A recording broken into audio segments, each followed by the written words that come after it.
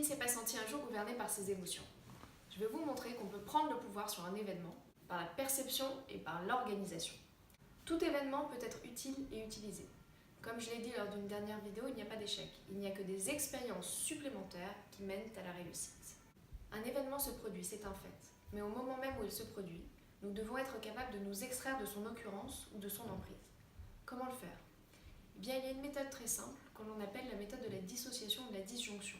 Il s'agit en fait de séparer son corps de l'événement même en train de se produire, et ce par la pensée. Comment fait-on ça? C'est assez simple. Il faut imaginer une extraction de l'événement par son imagination. Imaginez que le corps se déplace et s'en va de l'événement qui est en train de se produire. Puis visualisez l'image qui s'éloigne de plus en plus loin, pour qu'elle soit presque en train de disparaître. Simultanément, il faut être capable d'augmenter le son ou de diminuer le son de la scène. Si c'est un événement négatif, évidemment, il s'agira de le diminuer et de rendre l'image plus floue ou plus claire si c'était quelque chose de positif.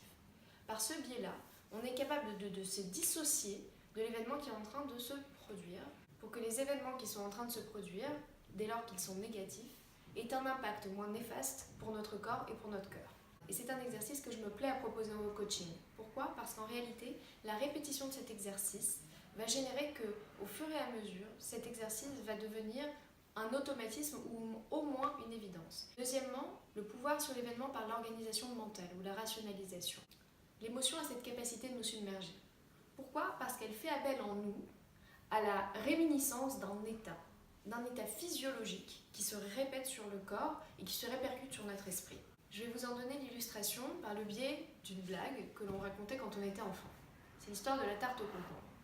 C'est l'histoire d'un gamin qui, tous les matins, se rend à la boulangerie en face de chez lui et qui va demander à la boulangère: « Madame, vous avez de la tarte au concombre ?»« Non, mon petit, j'ai pas de tarte au concombre. »« Madame, vous avez de la tarte au concombre ?»« Non, mon petit, j'ai pas de tarte au concombre. » Et il reproduit ce balai tous les jours. Puis à un moment donné, la boulangère est prise d'une empathie et puis elle est attendrie et elle va voir son patron et elle en émet la requête. Patron, faites de la tarte au concombre pour ce pauvre gamin. Il obtempère et le lendemain matin, quand le gamin revient: « Madame, vous avez de la tarte au concombre ?»« Oui, mon petit, j'ai de la tarte au concombre. »« C'est pas bon, hein ?» Bon, c'est pas très drôle, je l'entends, mais il s'avère que c'est une illustration très intéressante parce qu'en réalité, ce gamin a subi un traumatisme. Un traumatisme à base de tarte au concombre. Oui, c'est vrai, hein. Ça veut dire que soit sa grand-mère, sa mère l'a forcé à en ingurgiter des tas, soit qu'une gamine l'a conduit à la cantine scolaire alors que la tarte au concombre était servie. Et bien plus tard, quand il aura 30 ans, 40 ans, je ne sais, et que la serveuse va lui proposer comme menu du jour de la tarte au concombre, je vous assure qu'il va faire la même moue de dégoût. Parce que nous fonctionnons tous de cette façon. Nous sommes les esclaves des émotions que nous avons laissé nous dompter. Est-ce à dire que les émotions sont nos ennemis jurés? Absolument pas. Nos émotions sont un garde-fou. Pour exemple, la peur, c'est quelque chose qui nous permet d'éviter de graves occurrences dans nos vies. Par exemple, sans la peur, nous ferions l'amour sans préservatif, nous traverserions sans regarder au feu rouge avec le risque de nous faire écraser, nous frauderions à tout va et nous serions en mesure de nous faire arrêter ou d'en mourir. Donc, la peur, l'émotion, reste un garde-fou. Pour autant, la peur n'évite pas le danger et les émotions à l'état brut peuvent générer des réactions très contre-productives. Par exemple, en amour. Imaginez de recevoir un message d'un prétendant et d'y répondre avec emballement. Le problème, c'est que dès lors qu'on a une teneur de message, une ampleur de message qui est impulsif, on risque de faire fuir notre prétendant.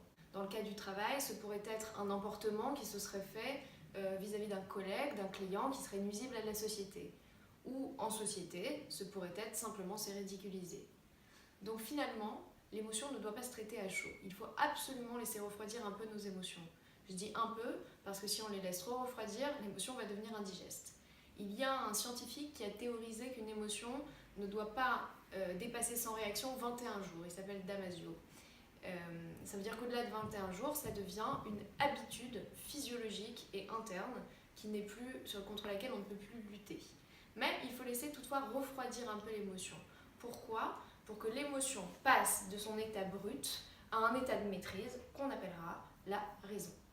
La raison n'est absolument pas l'opposé de l'émotion. La raison est dans le prolongement de l'émotion. Et il n'est pas possible qu'un être humain fasse quelque chose qui n'est pas drivé par une émotion, mais l'émotion a servi de base de réflexion. Elle est passée par un prisme essentiel que l'on appelle la prise de décision. Il ne peut pas se passer de l'émotion, mais il faut que son émotion passe par le prisme de ce que j'évoquais en amont, l'organisation mentale. Autrement dit, il faut à l'humain, pour gérer son émotion, une réelle stratégie. Une stratégie, ça ne veut pas dire être machiavélique ou malicieux. Une stratégie, ça veut dire traiter les choses avec finesse.